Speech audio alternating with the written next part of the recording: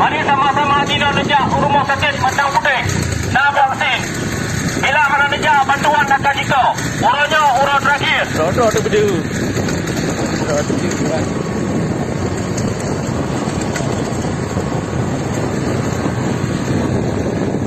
Kepada masyarakat Jampung Putosa yang nak kenang BPNT, PKH, PST, BLT, mari sama-sama kita melangkah ke rumah sakit Padang Putih karena nak vaksin. Bila ada lejak, maka bantuannya akan jika. Urutnya urut terakhir.